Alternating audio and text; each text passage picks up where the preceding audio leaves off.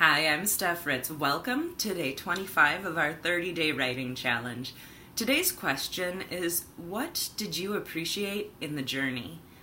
So when I say journey, a couple things came up. The journey of life, a specific little journey, a trip that I took. What do you mean? Well, you get to choose which you want to talk about and what you appreciated in that journey. Maybe you can write about them all over the next few days. The journey that I'm looking at was a journey of being a caregiver for someone else's family. It's a story that I very rarely talk about, and I don't know if I've ever shared it publicly. Let me tell you, I am on take probably 10 or 11 right now because it's hard. It's hard to tell a story that you've never told before, whether that's verbally or in writing, when it's still living inside of you. Before it's anything that's tangible to someone else, that's that magic moment where you get to decide how the words are going to come out. So what did I appreciate in the journey? And in the journey, for me, is a journey that I took to Wyoming, where I spent a month living right outside of the east gate to the entrance of Yellowstone. You see, that I was living with a guy at the time, and his father had been out on a cross-country motorcycle trip. And when he was rear-ended by another motorcyclist on the trip. It was bad, it was ugly, everyone is perfectly safe and fine and put back together. Humpty Dumpty will live to see another day. But it was a very intense time. My boyfriend at the time and we lived in a little inn, a couple blocks from the hospital, so we could walk in every single day and take care of everything that we needed.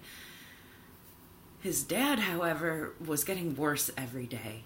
The treatments weren't working. He was needing more surgeries. He needed to get out of this little town in the middle of nowhere and get to a big hospital. And insurance wouldn't cover it. Insurance wouldn't cover anything other than just the basic care. Well, I ended up putting the money up. We found an angel investor pilot community, and they brought in an air ambulance and airlifted him back to Wisconsin, because the hospital that I bought my house a couple blocks from so I could take care of grandma, it was one of the top trauma 2 centers in the world, but insurance wouldn't cover it unless both the doctor from Wyoming and the doctor who received the patient in Wisconsin, they both had to say yes, and then insurance would pay for it.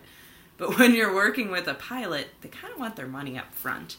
So what do you do? So what did I do? I paid for a month to live in Wyoming.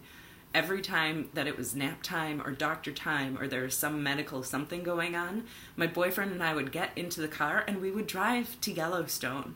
We did things like driving through herds of cattle, of finding off-roading little paths through the creeks and mountains of where we lived. Every single time that we knew that we had at least 2 hours where we could not do anything, when that moment where you just feel helpless because there's nothing to do. In those moments, we went out and appreciated the journey. We were not happy while we were there. It was not fun what we were doing, but we appreciated the journey. Yeah, of course, sometimes we'd cry while driving through Yellowstone, going and seeing the geysers. Driving through the herd of buffalo was one of the coolest things. But what tops the cake for me was after they'd been airlifted out, my boyfriend went with his dad in the plane, and then I drove back the truck and all the family belongings. And while I was driving, not my car, not my stuff, by myself from Wyoming back to Wisconsin, I came across a moose, like not even 10 feet off of the road, just sitting there munching away. It had just started to snow, so I was way up in the mountains, and the road was just dusted with white, and there was a moose. And he was so warm that he was steaming, which is actually what caught my attention. Otherwise, I don't know if I'd seen it. But with the snow, the white snow, and the steaming moose eating grass, oh my gosh, it was the coolest thing ever. And that's how I said farewell to a month of caregiving for someone else in Wyoming. It was a beautiful journey, even though what I needed to do and what was asked of me and on that journey was very intense. I really appreciated the journey and the experience and that opportunity for a time in my life that I never would have had otherwise. So what did you appreciate in the journey?